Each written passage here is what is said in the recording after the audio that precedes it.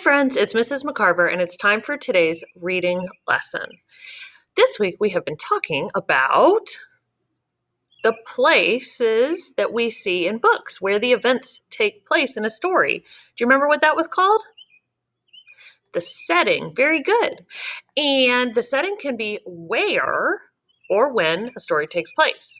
I was reading that book, Hiccups, and it took place at a birthday party in the park or backyard. Today I was looking at a new book called Going Shopping. And as I read it, it says, I'm going shopping at the bakery. What will I buy? Books, buttons, babies, or beans? No, bread. Then on the next page, it said, I'm going shopping at the pet store. What will I buy? Pigs, pears, pencils, or plums? No, puppies.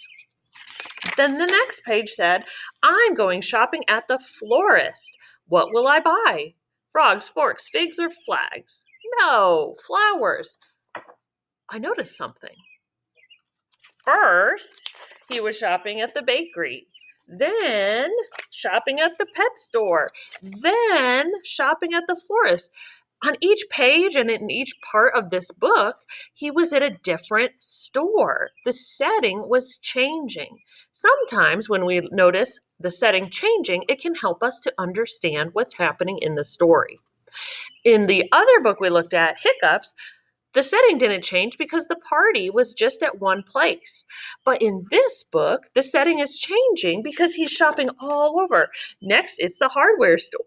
I'm going shopping at the hardware store. What will I buy? Hats, houses, hippos, or horses? No, hammers. So he has to be at that place to buy it. If he was at the pet store for the whole book, would he be able to buy bread? No. Would he be able to buy flowers? No. Would he be able to buy a hammer at the pet store? There it is, sorry. No, that wouldn't make sense. So the setting, and if it changes, helps us to understand the story.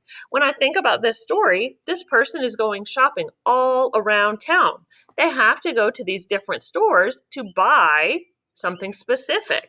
At the bakery, you can only buy things that people baked. At the pet store, you buy pets or supplies for pets. At the florist, you buy flowers. So this author had to change the setting for each part because the character was buying something specific. So today, as you're reading your book, I want you to try to pay close attention. Does your story have just one setting for the whole book? Like in our Hiccups book, they were at that birthday party outside the whole story. Or does the setting change, like in this book, Going Shopping? So try to notice where the setting is, and does it stay the same or does it change?